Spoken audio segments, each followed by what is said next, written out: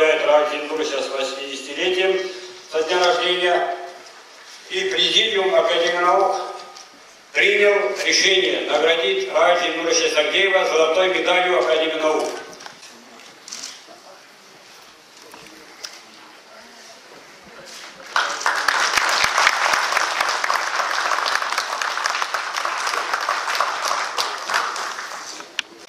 Шырышы Казанымыздан, Татарстанымыздан, оның өткен юллары шундай ұлы топтаныға, ұлы жиылышқа, бүгінгі ilk жылы hükümetli президенттің ұшырашуында ilk жылы өткен аталған өткерге.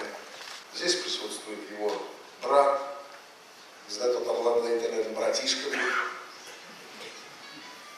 Конечно, помоложе. Это выдающаяся семья, достигших таких высот в науке, когда два стипендиата государственной премии из одной семьи, два брата. Вот есть такие люди, само присутствие рядом с которыми делает тебе честь. Вот такой у нас Раис Нурович. Вручить ему звание почетный гражданин Буинского района и города Буинска.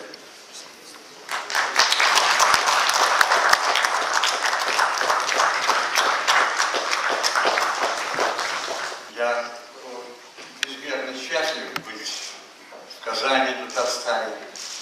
Благодарен вам всем. И, конечно, вот все эти рассказы, истории, я возвращаюсь к истокам, вот, к своему детству, юности в Казани. Bizim bu istiyoruz.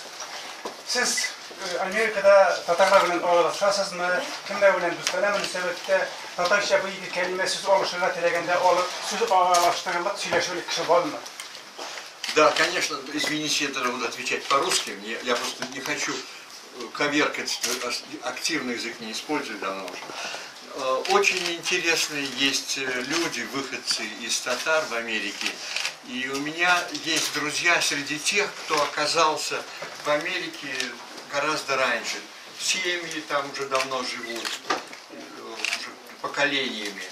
Интересно, что вот эти люди, они, во-первых, они гораздо лучше говорят по-татарски, чем вот те, кто сейчас приезжает. То есть вот стараются сохранить свои традиции. Среди них есть очень интересные ученые. Вот я сотрудничаю с такими людьми в частности. Да. Скажите, пожалуйста, что сейчас можно изменить во взаимоотношениях власти и науки в России и в Татарстане? Чем власть должна и может помочь науке? Спасибо. Я думаю, что в Татарстане нет проблемы между властью и наукой. А в России? А в России, по-моему, есть. Владимир, ваше отношение к антимагнитскому закону? Вы знаете, я бы на месте Думы поступил бы таким образом. Дал бы возможность усыновлять и удочерять и бедных сирот, особенно больных, и российским гражданам.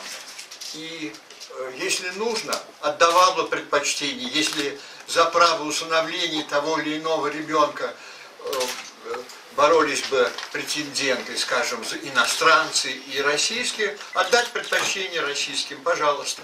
А то, что было сделано, это, конечно, я полностью солидарен с академиком Алферовым, который одним из немногих голосовал против этого закона. Рольф Эфенди, мы с вами гордимся, татары, гордимся с вами. Какие пожелания вы сказали им? Пожелания? Татар.